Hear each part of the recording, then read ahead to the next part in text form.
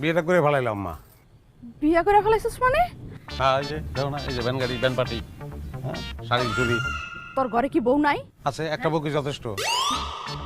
একটা বউ তো যথেষ্ট না।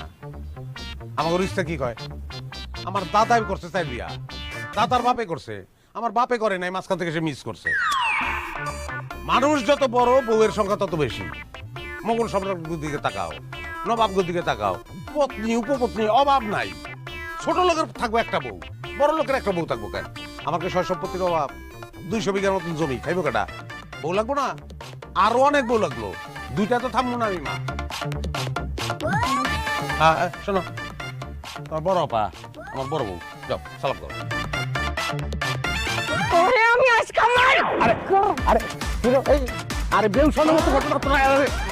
এই দুনিয়ায় তুমি একটা বিবাহিত পুরুষের বিয়ে